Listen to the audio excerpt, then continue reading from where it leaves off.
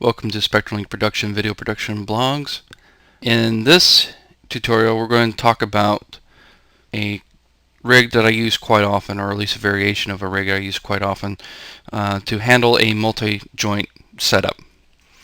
So here is our spider monster, and the cool bit about the spider monster is if you grab any of the pole vector controls, you'll see that the arm moves as one unit in a plane, but you still have the ability to hinge it like that. So it's got actually 2 points of articulation as opposed to, say, a normal leg, which would have 1 point of articulation. To kind of explain what I'm talking about, if this was a normal leg, this would be your thigh, this would be your calf, your arcade handle would be right about here because that would be foot. However, if you're doing something like a bird leg, or in this case a spider monster, or like a dog leg, you're going to have that kind of extra bend in the leg that you have to deal with. And I'm going to show you what's become a standard setup for these kind of rigs to show you how we accomplish this. What I have here is my control rig, and as usual I am using joints for my control rig. I never put IK handles on the bind directly. And so as you see here, we got what could be a kind of dog leg or a bird leg. The thigh here, the knee here, what's basically the ankle here, and then the foot. So how do we manipulate this? Well, one thing you can do is there's such a thing as a spring IK system in Maya. Now that's really good if you want to quickly rig up some insect legs or something like that. The spring IK allows you to change the tension between each of the bends to try to get the effect you want. However, most animators that I work with don't prefer that method. It's great if for kind of a quick and dirty kind of thing, or if it's kind of like a crowd character kind of thing, but normally I'm working on characters that the animators are trying to get a lot of detail in, and so they want to have the finite control like I demonstrated on the spider monster. So what we usually do is a single IK chain is not going to do it. You're going to need two. So some things I see people do is they do this. They'll put in a IK system here, and they'll put in a IK system here. What they will do is they will parent both those underneath the IK control. Well, the problem with that is if you move it like this, you can see here the IK system is coming in this direction, but then it comes straight down. It's not staying in a plane like it was in the spider monster. This may not be a bad thing. It depends on what the character is you're rigging. But if you're talking about a bird leg or a dog leg, these things have got to stay in the plane. A dog's leg's not going to bend like this. If you have a dog, go try to bend his or her leg like that. He or she will bite you because the leg was not designed to bend. It's extremely stiff in that plane. That's where it gets its power. Any kind of quadruped like a dog or a cat or a horse it's very, very stiff on that axis because it's all designed to move in one way, and all the power is forced that way. It's very, very stable, very, very sturdy, but not very, very flexible like a human leg is. So how do we keep this all in the plane and still have multiple IK systems? Now, the first thing I'm going to do before I get into this is I'm going to quickly zero node that. Notice that my transformations went out. Let me redo that real quick. So here I got all these translates here. I could freeze transforms, but I don't like doing that because that does weird things with the pivots underneath the hood, and it also makes it very, very difficult to edit. A very easy thing to do is just simply give it a zero node. Now I got a little script here. You'll see here it's got a group node that's in the same position and orientation and scale as the object, and then it parents that object to that. So that's all that is. There's no real big magic to that.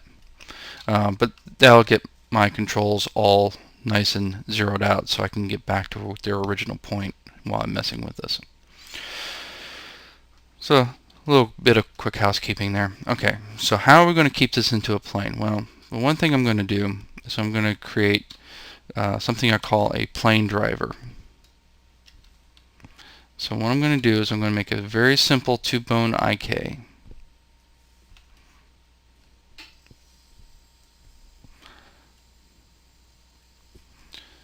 And let's call that left leg plane driver.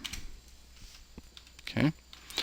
And then we'll parent that to our IK controller, and I'm just going to zero that out, snap it down there. And then I'm going to really quickly make an RP handle for that. Let me just do it the manual way. I got a quick script to do this, but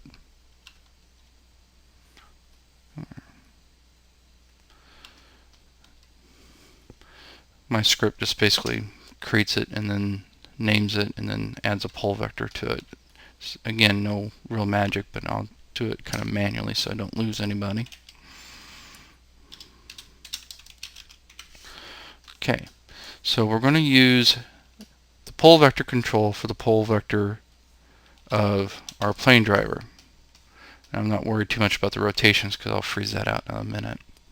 So then we go constrain, pull vector, and then what we do is we select top here, select that, and then point constraint that to the top of the system.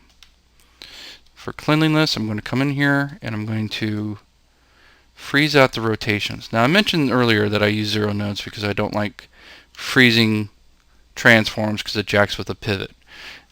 My exception to that is if you freeze rotates on a joint, what it will actually do is it'll bake it into the joint orientate. Watch, if I hit apply, all these numbers come down here. So that's all that does, and Maya will naturally manipulate the joint orientate as you're parenting and unparenting joints. That's the way Maya likes to work. So that part works. That's about the only time I really freeze transforms, when I'm building rigs. Other times I leave it alone.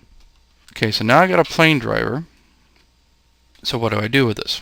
The simple part is I can take these two IK handles that I built.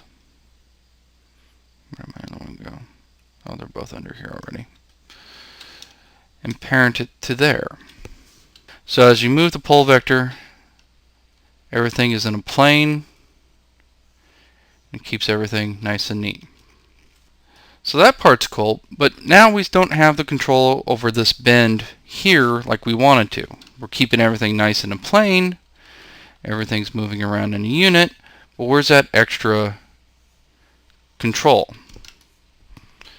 So what I'm going to do, I'm going to add an extra attribute, and let's call that ankle.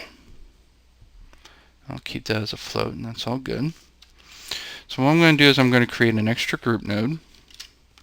I'll call this left ankle pivot. Let's parent it to there. Let's zero that all out. Now right now it's aligned to there. What I tend to do is to make it my life a little easier, because visually this is going to be a problem because you're wanting to control this joint with it angled this way. Now technically it should all still work, but it's a little difficult to visualize. So what I'm going to do is I'm going to use that little script again to 0 node that. So now we're going to put the 0 node in here.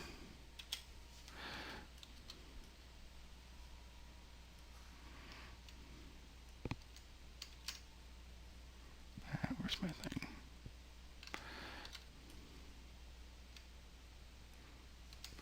And let's go ahead and I'm going to orientate that. Got a little copy transformations tool here, which is very helpful, but you can always do that manually. By the way, I got this off of Hind 3D, which is now Creative Crash, so this is not any top secret thing. try going to www.creativecrash.com. This is very, very handy. We've modified it over the years, but the basic script is up there, and I'm sure there's plenty of other copy transformation tools available online, so no big secret on that one. Okay, and again, I'm just doing this so visually that axis lines up with that joint, so it makes more sense when I'm manipulating it. But technically, I don't think you really need to do that. I think the math will still work. I'm going to take this IK handle, and I'm going to parent it underneath that pivot point. And then I'm simply going to connect that attribute to that, in this case, rotate Z. So let's go over here to the node editor. I'm going to use the node editor because Hypergraph, they're trying to phase that out in favor of this new node editor. So here's our pivot. Here's our IK controller.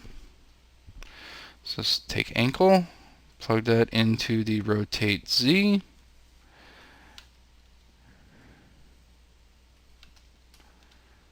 And there you go. Now obviously I still need to put in an IK handle here for the foot, but you get the idea of how the leg goes. And in fact I can do that real quick.